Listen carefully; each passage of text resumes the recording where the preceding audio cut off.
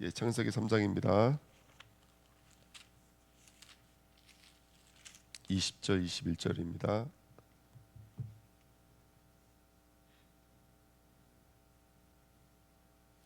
창세기 3장 20절 21절 같이 읽겠습니다. 아담이 그의 아내의 이름을 하와라 불렀으니 그는 모든 산자의 어미가 됨이더라. 여호와 하나님이 아담과 그의 아내를 위하여 가죽옷을 지어 입히시니라. 아멘. 기도하겠습니다. 하나님 감사합니다. 이 새벽에도 하나님 우리에게 말씀해 주시고 복음의 비밀이 정말로 깊이 누려져서 그리스도 당신과 하나가 되는 귀한 시간 되어지도록 역사해 주옵소서. 감사드리며 예수 그리스도 이름으로 기도하옵나이다. 아멘. 성도에게 나타난 연합의 관계입니다. 언제나 어디서나 연합하시는 주님입니다. 성경은 구원의 역사를 증거하고 있습니다. 하나님의 역사는 사실은 구속의 역사입니다. 하나님의 역사는 문제 역사가 아니고, 하나님의 역사는 우리를 넘어뜨리는 역사가 아니고, 하나님의 역사는 구속의 역사입니다. 그러니까 하나님이 오셨다, 하나님이 함께한다, 다 구원과 관계된 이야기들입니다. 그럼에도 불구하고 성경에는 너무나 문제가 많죠. 창세기 1장 2절부터 시작해서 흑암 혼돈 공허부터 시작해서 창세기 3장 얼마나 무서운 문제입니까? 창세기 6장 얼마나 무서운 문제입니까? 그죠? 창세기 11장 얼마나 무서운 문제입니까? 근데 구원받은 성도가 창세기 3장을 들여다 보니까 거기서도 뭐가 있냐면 하나님이 우리를 구원하시는 하나님의 연합의 역사가 있는 거예요. 근데 그 연합의 역사가 그냥 문제와 이 대조가 되는 수준이 아니라 이 구원의 역사는 정말로 비교도 안 될 완전한 역사인 거예요. 그래서 성도에게 어떤 문제가 사건이 있을지라도 오늘 말씀을 한번 들여다보시면서 하나님은 우리와 어떻게 연합하고 계시는지, 하나님의 역사는 다시 말씀드려서 구원의 역사입니다. 그러니까 하나님의 일들은 다 구원과 관계된 일들이지 저와 여러분들을 넘어뜨리고 망가뜨려서 하나님 재미 보시는 거 절대로 아니거든요.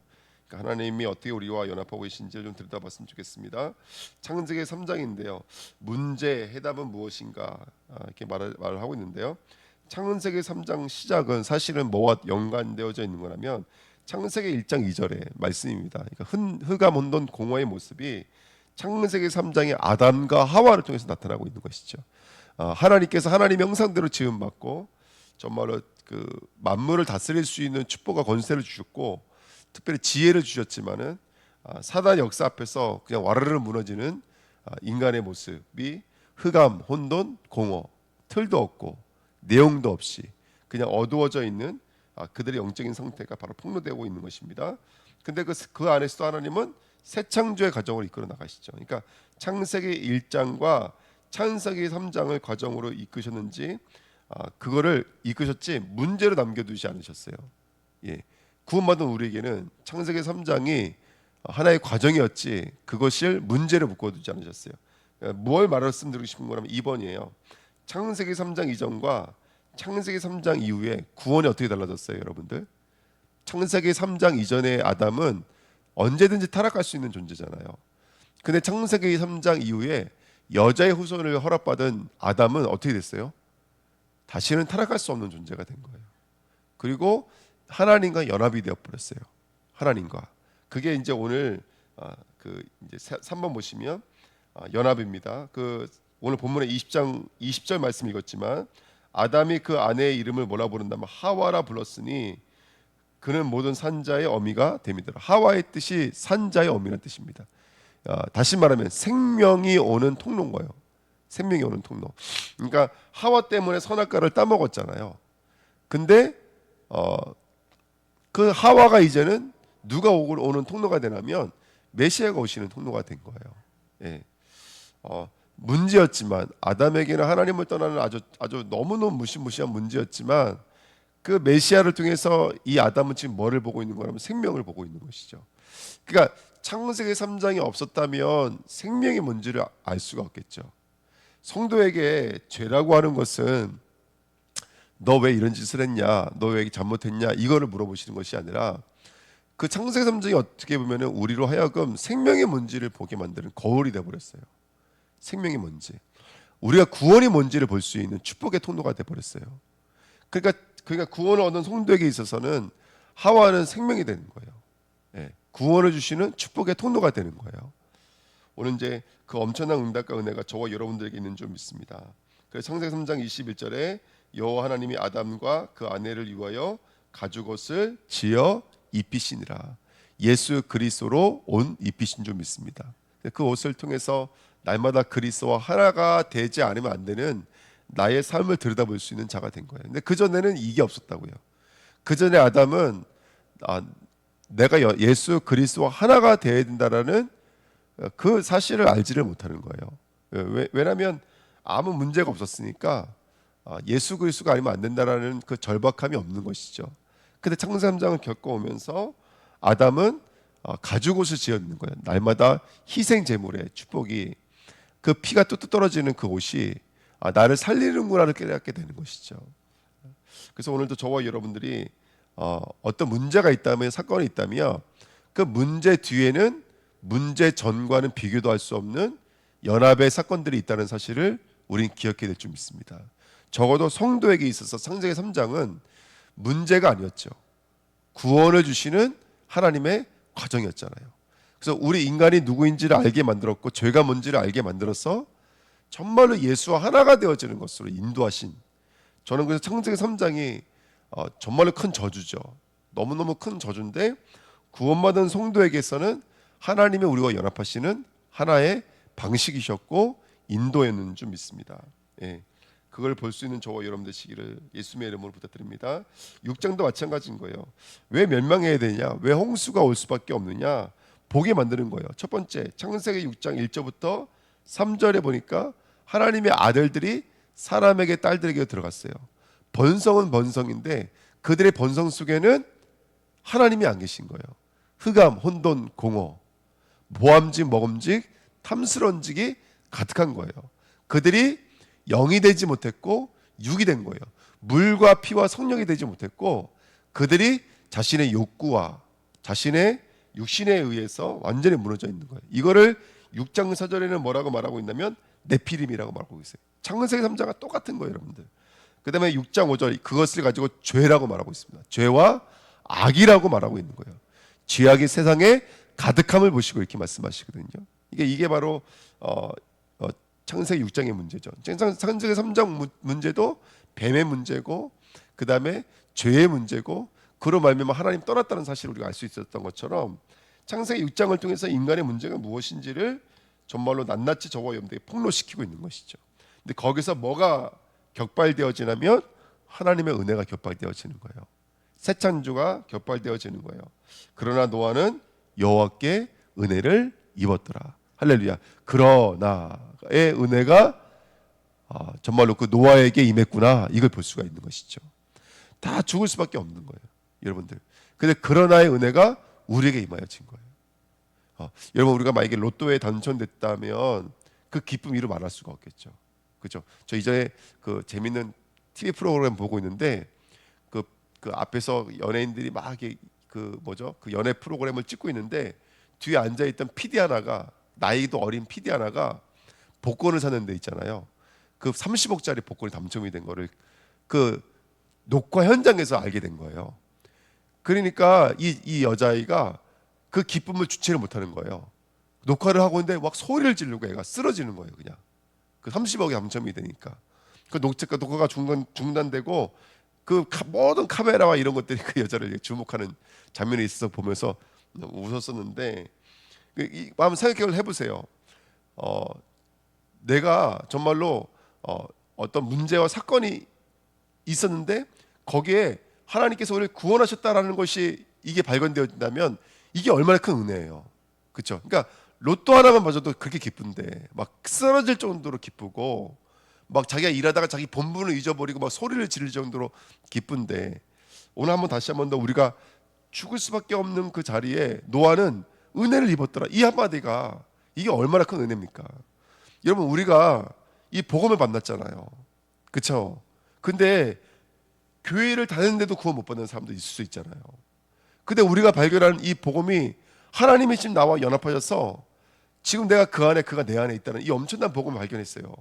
우리가 복음이 바깥에 있는 사람이 아니고 난 예수를 닮을 거야, 나 예수 가신 그 길을 따라갈 거야 정도가 아니라, 야, 난 예수가 내 안에 들어오셔야 돼.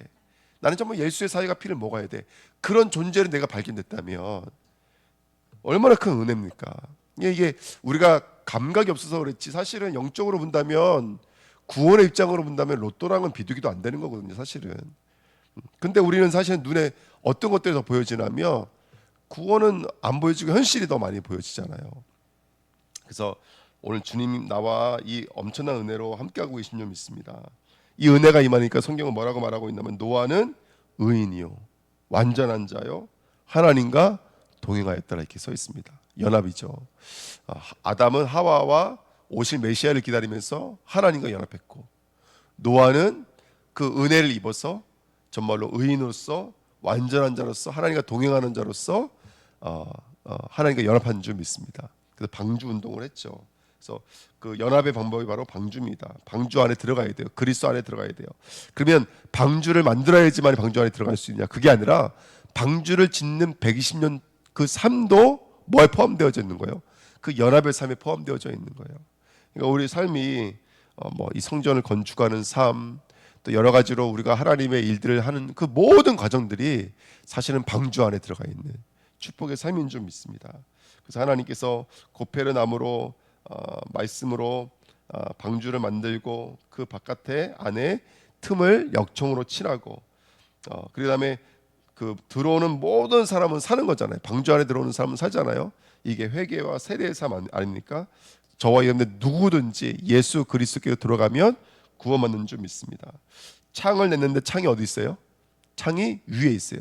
하나님만 바라보는 거예요. 예. 은혜가 임하여지면 정말 물과 피와 성령을 주시는 하나님만 바라보는 믿음으로 쓰게 될 줄 믿습니다. 아멘.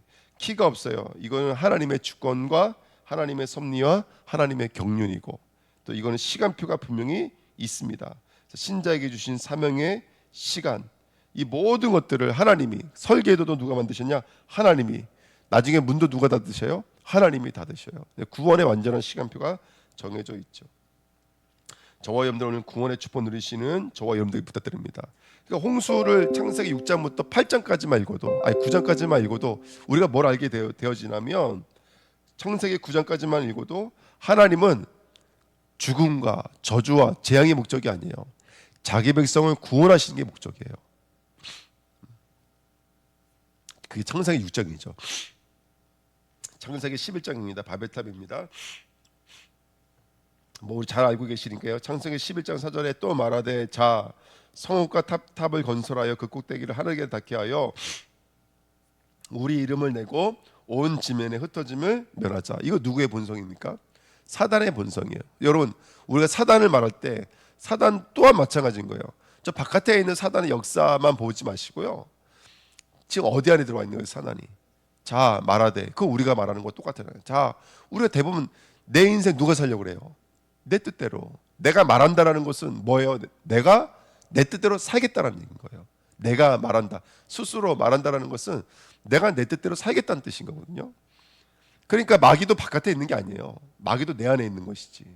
성경이 말하고 싶은 것은 뭐예요? 마귀를 거울 삼아서, 성경에 있는 마귀를 거울 삼아서 너가 마귀가 된 것을 보라는 거예요.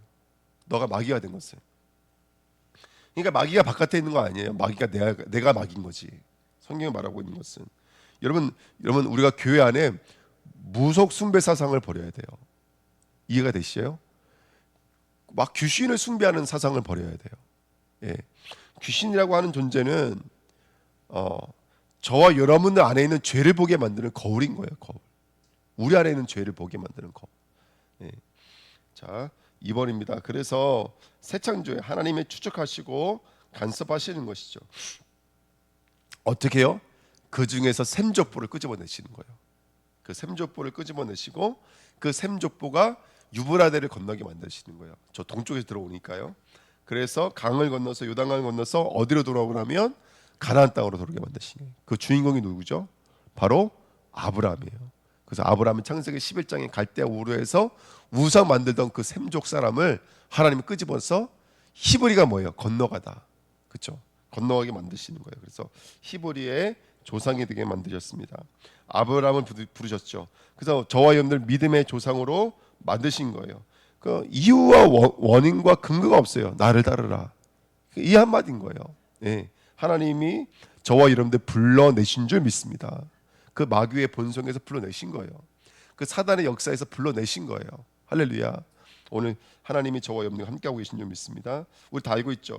여호수아 24장 2절 3절에도 이스라엘 하나님 여호와께서 이같이 말씀하시기를 옛적에 너희 조상들 곧 아브라함의 아버지 나홀의 아버지 데라가 강 저쪽에 거주하며 하여 다른 신들을 섬겼으나, 그 마귀가 우리 안에 있을 때니까요.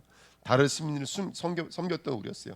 사도행전 7장 2절 3절에 우리 조상 아브라함이 하란에 있기 전 메소보다미아에 있을 때에 영광의 하나님이 그에게 보여 이르시되 내 고향과 친척을 떠나 내가 내게 보여줄 땅으로 가라 하시니. 아멘. 자 말하되 스스로 사는 자리에서 나와야 돼. 이제는요. 그래서 이제는 하나님이 붙드시는 자리로 나아가야 돼요.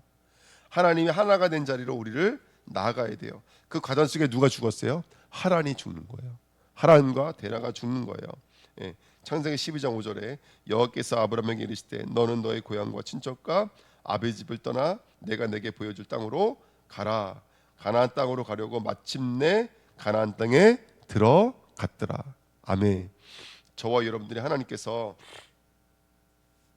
불러내셔서 마침내 가나안 땅에 갔더라. 그 가나안 땅은 하나님이 임재하신 지성소를 가리키는 곳 아닙니까? 그렇죠? 하나는 이방의 땅이 아닙니까? 거기서부터 이 하나님 지성소까지 우리를 연합하시는 거예요. 그래서 창세기 22장 2절부터 18절에 보니까 모리아산에서 정말 친히 하나님이 자신을 위하여 준비하셨을 거야. 그러면서 그 아들을 하나님께 드리죠. 지금 누구와 완전히 하나가 되어져 있는 거예요. 예. 우리 그 아브라함이 자식까지도 하나님께 드리는 모습을 통해서 지금 아브라함이 누구와 하나가 되어져 있는 것을 보라면 하나님 아버지와 하나가 되어져 있는 사실을 우리는 볼 수가 있는 거죠. 그게 우리의 삶인 줄 믿습니다. 아멘. 그래서 우리는요, 창세기 3장, 6장, 11장 그러면 우리는 저주, 재앙, 야 그때 하나님 떠나가지고 말이지 우리 인간의 문제가 시작됐는데, 그 자세히 한번 들여다보십시오. 구원받은 우리에게 있어서 창세기 3장이 없었다면 하와라고 하는 생명은 겹발될 수가 없는 거예요. 그 홍수가 올 수밖에 없는 네피림, 죄악, 불신앙을 보지 못했다면 방주 운동은 시작될 수가 없는 거예요. 자 말하되 탑 꼭대기를 하늘에 닿게 하고 우리 이름을 내고 그 바벨론의 그 죄악상을 보지 못했다면 우리가 어디로부터 어디로 가야 되는지 알 수가 없는 거예요. 오늘 저와 여러분들이 다시 한 번 더 구원이 뭔지를 볼 수 있는 하나님의 사람들 됐으면 좋겠습니다. 죄가 뭔지, 악이 뭔지를 보고 정말로 우리가 어디 안으로 들어가야 되는지, 왜 방주운동 해야 되는지, 왜 요단강 건너 지성소를 향해서 계속해서 걸어가야 되는지, 왜 피의 옷을 입지 않으면 안 되는지, 왜 하와가 아니면 안 되는지, 왜 메시아가 오시지 않으면 안 되는지를 정말로 가슴으로 마음으로 끌어안을 수 있는 구원의 사람이 됐으면 좋겠습니다. 그래서 오늘 하루를 믿음으로 승리하시기를 예수님의 이름으로 부탁드립니다. 하나님 감사합니다. 하나님과 완전히 연합되어지는 축복의 날이 되게 앞서서 문제를 통해서 그리스도의 은혜가 얼마나 크고 놀라운지를 발견할 수 있도록 축복해 주옵소서. 내가 하나님과 연합하고 있음이 다시 한 번 더 감사로 감격으로 우리 삶에 들어오도록 역사해 주옵소서. 감사드리며 예수 그리스도의 이름으로 기도하옵나이다. 아멘.